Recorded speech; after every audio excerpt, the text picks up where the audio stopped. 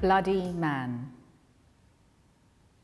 All kinds of blood flow in literature, but periods rarely stain the page. Thomas Mann was one of the first writers to let menstrual blood spread and dry up across a story. Thomas Mann? This was not what I expected to find when I returned to his work after a hiatus of almost 2 decades. I was reluctant to go back, afraid of being disappointed, of casting a shadow over enchanted reading memories. Moreover, I wasn't sure what was to be gained by giving more attention to such an established, lauded writer. Another old white man, was my thought, on being asked to reflect on his writing. At the same time, I was disconcerted by this reaction. A category which legitimately, necessarily, describes a systemic exploitative power dynamic is problematic if applied indiscriminately, without consideration, without qualification. I resolved to revisit Mann as an act of resistance against my worst presumptions. What an astonishing encounter it turned out to be. It started with an online search, Thomas Mann Feminist. Since my own recent writing has been so defined by feminist perspectives, I was curious about what, if any, affinities I might find approaching Mann through this lens. A book came up, one I'd never heard of, Die Betrogene. The English translation was titled The Black Swan.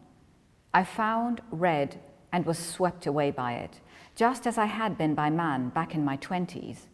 Gripping story, striking imagery, sharp irony, deep humanity. Classic Mann. Yet also atypical for the time and for him. The central character is an older woman. In spring 1952, Thomas Mann interrupted work on Felix Kroll to write what he called a größere Erzählung, a Frauengeschichte, inspired by an anecdote he heard from his wife Katja about a friend of hers. A middle-aged woman falls in love with a much younger man. Her desire for him is intensely physical, but she is racked by a sense of inadequacy because she has gone through the menopause, that point when a year has passed since a woman's last period. At the height of her passion, she starts to bleed again and takes the seeming resumption of her menstrual cycle as nature's validation of her emotion. It transpires that the bleeding is caused by cancer in her uterus.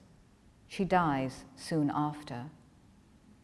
The tale, Mann said, spoke to me immediately and would not let him alone. It became the plot for his new novella. His diary entries and letters during the book's creation reveal his excitement about the story, the efforts he made with particularities of the local dialect and geography in Düsseldorf, where the tale is set during the 1920s, and especially the pains he took to get right the medical details. It will be aesthetically difficult to make agreeable, I told myself, but to make possible that which is not really possible has always seduced me, Mann said. In his late 70s, Thomas Mann began to imagine himself into the mind and body of Rosalie von Tümler, a woman in her 50s. The result was his final completed work, The Black Swan, published in 1953, a story devoted to a subject that, as Emily Pine observes in her essay, Notes on Bleeding and Other Crimes, published in 2018, has long been considered too embarrassing, too unwanted, too female to talk about out loud. Pine wrote, "I am sick of the silence and the secrecy and the warped idea that blood is taboo when it comes out of a vagina. To hell with covering up, with being embarrassed, with being silent." Mann seems to have shared her view, even if he expressed it very differently. Early in the novella, Rosalie and her daughter Anna, who is 29, are out walking, enjoying nature, in which Rosalie fervently believes. Anna indicates that she needs to return home because I am having pains. Rosalie understands right away that Anna is referring to her period. She begins to reminisce about Anna's first one. It was only natural and necessary and something to be glad over, and it was really a sort of glory because it showed that you had finally ripened into a woman. The narrative is suffused with such affirmative descriptions. Periods are crowning days. Initially, this struck me as a corny, somewhat glorified view of menstruation, a man's view. Then I considered how even today, many still find it awkward to talk about periods. My little red book, published in 2009 and reprinted many times since, is a collection of true stories about first periods from women the world over. And quite a number of all ages and backgrounds describe how they thought they were dying when they first began to bleed, how they encountered silence on broaching the subject with mothers, sisters, or friends, how this left them feeling embarrassed, ashamed. I remember the awkwardness when I told my mother, even though she was kind and practical. I remember how uncomfortable I was soon after when my younger sister came to me after getting her period, how abrupt and unhelpful I was, unable to admit that I didn't know how to use tampons, envious when she figured it out for herself. Sometimes you don't know what you're missing, what you need, until you find it. Only in recent years, spurred by my own perimenopause to search for information and stories about other women's experiences of this transition towards menopause, did I realize how impoverished my vocabulary for the topic was, how limited. I wished I had read The Black Swan back when I immersed myself in Mann's oeuvre. His careful, generous treatment of periods would have been a welcome surprise, galvanizing my sense of what can constitute literature. You have pains beforehand. It's a trial. I never had any. In Rosalie's words to Anna, Mann acknowledges how different women's experiences of menstruation can be. He shows how there can nevertheless be sympathy. Sometimes new perspectives, new possibilities emerge from places, from people we least expect. Much as I'd prefer it to be otherwise, sometimes a man telling a story can open the way for a woman to tell that story. Why isn't The Black Swan better known? Almost everybody I asked, even those who'd read most of Mann's works, hadn't heard of the last novella. I went to the Thomas Mann archives in Zurich to see what I could learn about the book, its genesis and reception, its significance for the writer, for us. The archive includes Mann's last library, furniture, books, and other possessions arranged as he had them at home in Zurich before his death, right down to the placement of objects on his desk. There didn't appear to be a single work by a woman on the shelves. Mann's intellectual and public world was male-dominated, but women loomed large in his domestic and emotional life. Indeed, like many men, he depended on the devotion of his wife, and later also his daughter, to work as he did. The Black Swan speaks explicitly of these women's influence and of Mann's capacity to engage sympathetically, seriously, with their concerns. It is so easy and so stupid to call a feeling incomprehensible if one cannot imagine oneself having it, Anna remarks at one point in the novella. The promise of literature lies in its potential to collapse the distance between us and what seems unknowable. Mann achieved this in The Black Swan by frankly narrating Rosalie's predicament while using motifs that emphasize how ambiguous nature, life, can be. The spring crocus and autumn colchicum, practically the same flower, an old oak, hollow, cemented, no longer able to produce a full crown of leaves, but when his time comes, the sap still rises in him. He manages to display a little green. Black swans that disguised their appetite in condescension. The tension between appearance and actuality, between age and youth, desire and fear, plays out in the plot and also metaphorically. The object of Rosalie's desire is a young American, Ken Keaton, her son Edward's English tutor. To Anna, he is distressingly commonplace, anything but distinguished by intelligence. Mann shares her view and mercilessly satirizes both America and Keaton, emphasizing the latter's ignorance through his misplaced adulation of Europe. Rosalie seems to be smitten above all by his youth, which is also what torments her. Am I a shameless old woman? At the same time, she notices, this time it is I who desire, of my own will and motion. She experiences this desire as a choice, an empowering one. But society's expectations and her own social conditioning inhibit her. The Black Swan divided critics. A few found it disgusting. Many described it as tasteless, a reaction Mann called primitive. Some couldn't believe that a writer of such stature would busy himself with mere matters of menstruation. The story was therefore read allegorically as a symbol of Mother Europe's infatuation with young America. The same story with a woman's name beneath it would be considered domestic or women's fiction. But because it's by a man, in this case Thomas Mann, it's not about periods, of course, but geopolitics.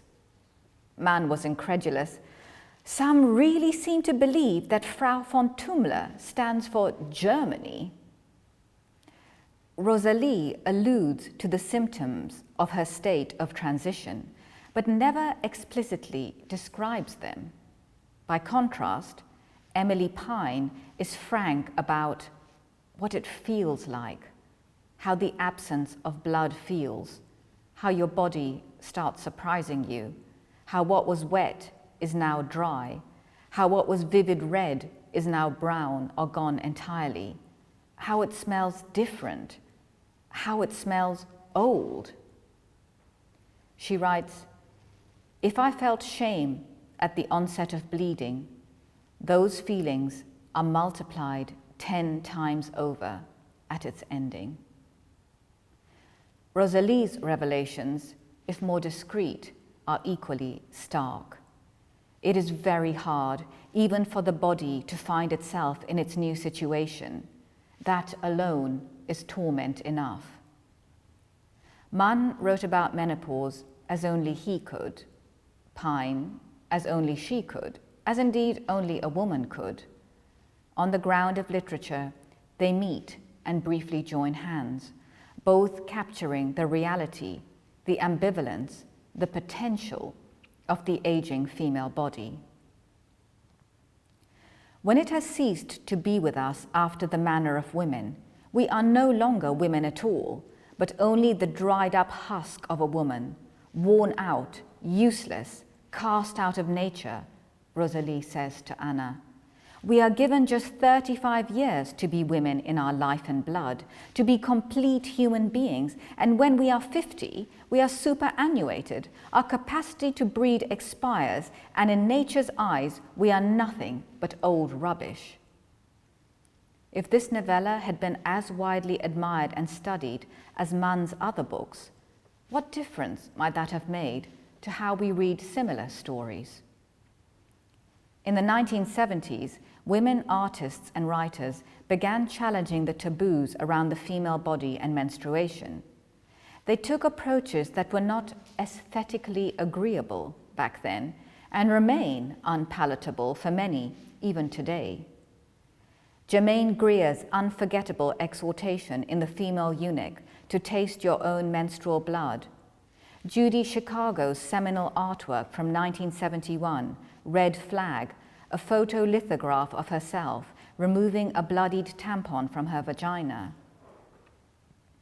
Since then, many women have contributed in various ways to making the subject culturally acceptable, yet we still have some way to go before it is widely considered valuable. Today, more women are also embracing menopause as a form of liberation, even cause for celebration. Susan Mann, historian and author of The Slow Moon Climbs, The History, Science and Meaning of Menopause, published in 2019, writes, "So useful has midlife and old age been to our species that evolution has gifted women with a post-reproductive life stage that frees them from childbearing." In an interview, Mann says, "Nature has given us this gift of freedom from fertility, freedom from reproduction, and we should absolutely appreciate it." Decades earlier, Mann offered a strikingly similar view. To Rosalie's bitter words of acquiescence in the ways of nature, Anna did not answer as many women would doubtless and justifiably have answered. She said, "How you talk, Mama, and how you revile and seem to want to reject the dignity that falls to the elderly woman when she has fulfilled her life, and nature, which you love after all, translates her to a new, mellow condition, an honorable and more lovable condition in which she can still be and give so much, both to her family and to those less close to her." What Mann and Rosalie call nature is of course also partly a social construct.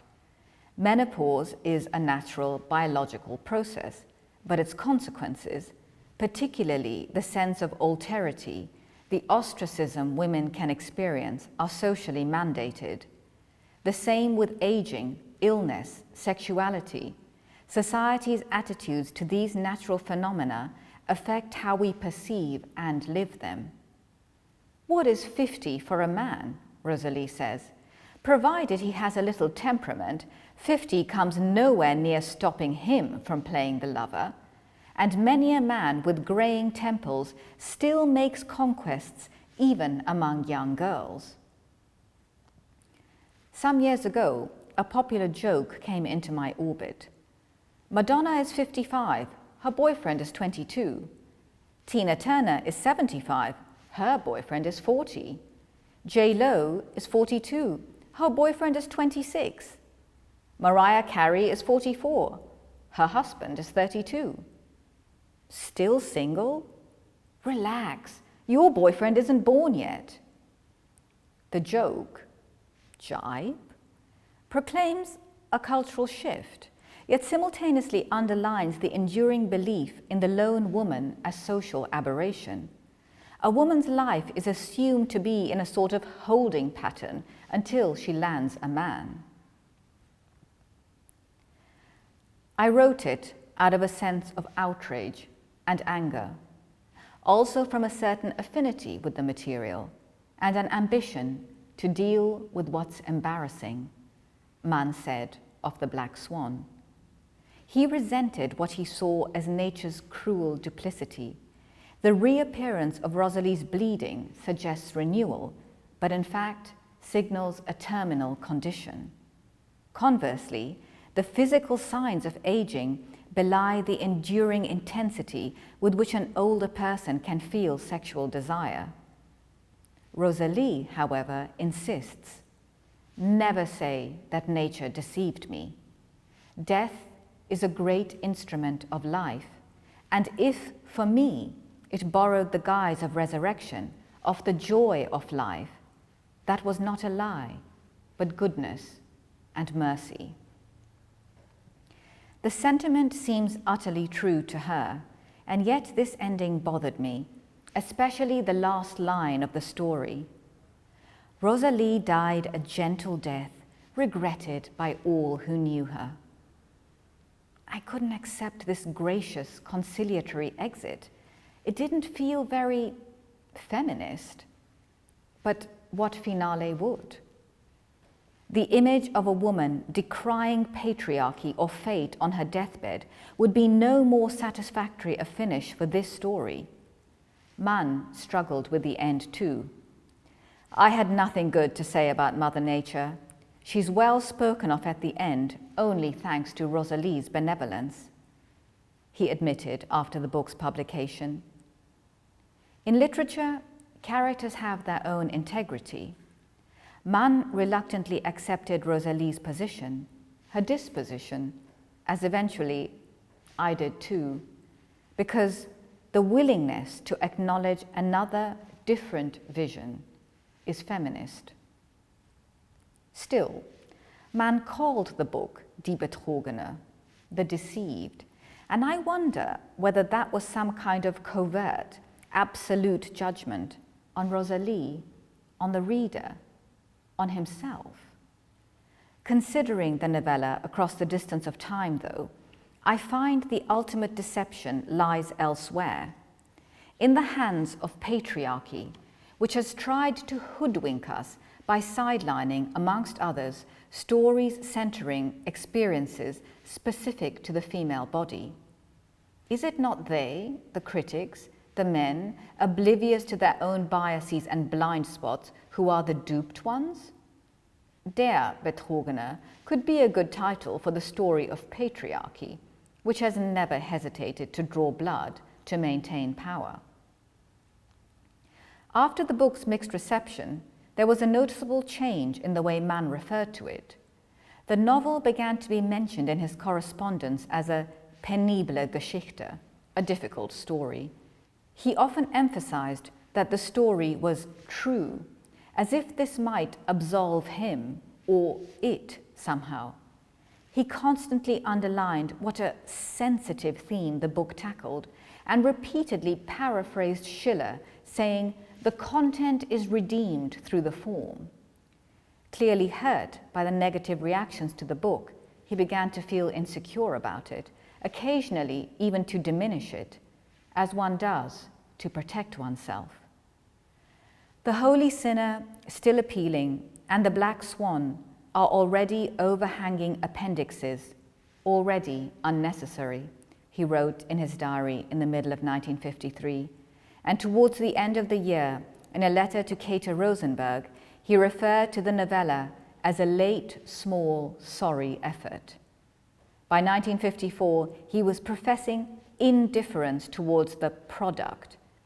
He conceded there was no excuse for the weaker parts of the novella, and yet he expressed great satisfaction with the beginning, the end, and the dialogues between Rosalie and Anna, which run throughout. So basically, all of it. His faith in the book was revived each time someone responded well to it, and he was especially pleased that Theodor Adorno appreciated it, admitting to Adorno that plenty of stupid things have been said about the story. His own mixed reactions touchingly affirm what he said to Hermann Hesse: "I write on, always with the sense that I must prove myself." In one diary entry from November 1953, Mann notes that 14-year-old Klaus Sommer wrote him a long, intelligent letter requesting a copy of The Black Swan to give as a Christmas present to his mother. Mann's reaction? Sent him Lotte in Weimar instead. A strangely paternalistic gesture in the context of a book with such emancipatory potential. It echoes a statement Mann made soon after the novella's publication. It's a women's story that's not for women. These anecdotes reveal so much about Mann's ambivalence in the aftermath of publication, as well as his inherent sexism. It confirms that oft-made observation: the writing self is the better self. Thomas Mann was not just ahead of his time in writing The Black Swan. He was ahead of himself. The initial negative reviews, the book's fall into obscurity, indicate a prevailing belief that menstruation, a defining aspect of the female body, a process fundamental to human creation, can't be the subject of high literature. This is how patriarchy works, through disapproving, diminishing, dismissing. If even an established, venerated figure like Thomas Mann was susceptible to the takedown, think how it is for women who write based on their experiences, then have their stories ignored, disbelieved, or mistreated by the media, something that still happens all the time. The Black Swan is a most fitting culmination of Mann's oeuvre. It was an experiment, he said. I was always novarum rerum cupidus. I always experimented, and one does that with mixed results. In literature, there's a tendency to associate experimentalism with form, language, style. But content may be the most daring of experimental materials. A writer takes a radical risk each time she or he tries to imagine, inhabit, narrate a completely different consciousness, experience, character. Thomas Mann did that, and he did it beautifully.